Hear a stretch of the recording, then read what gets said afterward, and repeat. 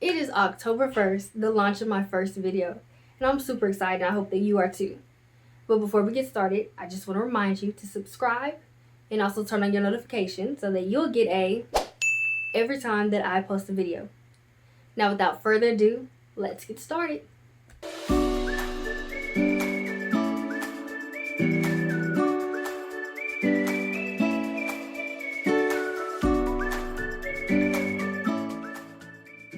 Today, we're going to talk about the importance of managing stress. And I don't know about you, but that S word has been thrown at me all my life. So for the sake of clarity and that we're on the same page, I'm going to go ahead and define it. According to medicinenet.com, stress is a physical, mental, or emotional factor that causes bodily or mental tension. And that tension can lead to a host of other issues throughout our lives. Which brings me to my first point, that it is important to learn to manage stress because if we don't, it can increase our risk for contracting other diseases and illnesses. You may be wondering, how is this? Well, I'm glad you asked. There are multiple types of stress. One is acute stress, which happens all throughout our lives and is more often than others. And it can also be good.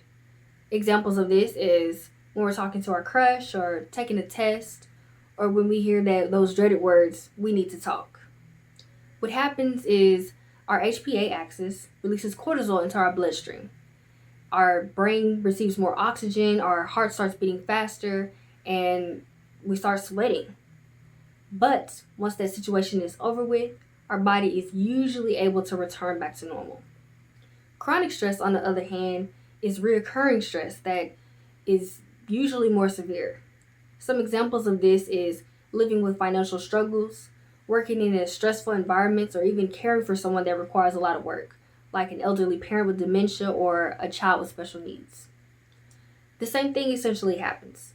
The HPA axis releases cortisol into our bloodstream, our heart starts beating faster, we start sweating, things like that. The difference is, though, our body doesn't return back to normal until the situation is over with. So, what ends up happening is that this spike in cortisol will encourage the signals in our hippocampus to die.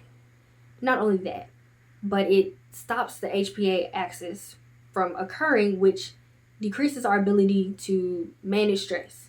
So pretty much the more stressed you are, the less likely you are able to manage stress. But that's not all.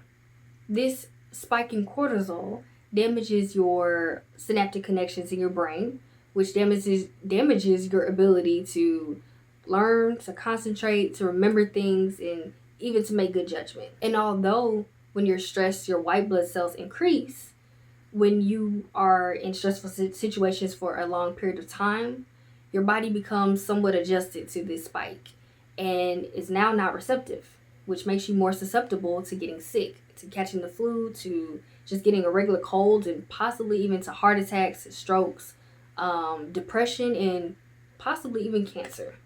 Additionally, a stressed out person is usually not helping their body out by eating junk food or not exercising, drinking alcohol, smoking, things like that, which causes you to be even more unhealthy. So do you see why it's so important to manage stress? This brings me to my second point. Stress is inevitable. It's literally everywhere. You can't avoid it. So you might as well learn to manage it so that when it pops up, you'll be able to help your body and your brain out, which in turn can help you age better. Lastly, I want to give you 10 symptoms of stress. And the reason why I want to do this is because so many of us have been living with stress throughout our lives that it's become so normal that we don't even realize the symptoms of it. And so that stress is living rent-free in our bodies and is doing nothing but damaging us. So, the first one is if you are experiencing a lot of headaches. Those headaches could be because you're stressed. Doesn't always mean it's because you're stressed, but it could be because you're stressed. Or ladies, if you are having irregular periods, that could be because of stress as well. Or if you are having trouble remembering things or concentrating, remember, it does affect your hippocampus, which affects your memory, as well as your synaptic connection to your brain. Or if you're experiencing stomach aches often, or nausea, or you're not going to the bathroom regularly, could also be because of stress. If you're getting sick, remember, it makes you more susceptible to getting sick. Maybe you usually only get sick about 3 times a year, but it's only October and you've already been sick 5 times. It could be because you're stressed. Or if you're experiencing mood changes, you're usually cheery or happy or whatever, but lately you've been not in a good mood, very irritable or, sad, just teary-eyed all the time. You don't feel like doing the things you used to do. It could be because you're stressed.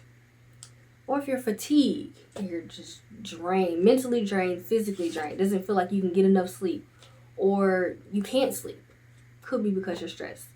Or if you're eating too much, if you're constantly eating, or if you're not eating enough, suppressed appetite, it could be because of stress as well. If you're experiencing a lot of hair loss, that's also a symptom of stress. And lastly, if your face is breaking out a lot, if you're just having this surge of breakouts all over your face, that could also be because of stress. And although these are not the only symptoms of stress, like I stated earlier, these are some, and just because you're experiencing these things doesn't mean you are stressed. But if you're experiencing these symptoms, I really want to encourage you to reach out to your primary care physician or even a mental health professional. There's nothing wrong with getting help. That's what it's there for. If you like this video, make sure you give it a thumbs up and hit the subscribe button, turn on your notifications, all that great stuff. But also send it to a friend, because you never know, they might have been wondering why they keep having these reoccurring headaches. Once again, I am Asia Inspires, and I hope you have a great rest of your day today, and I will see you next week.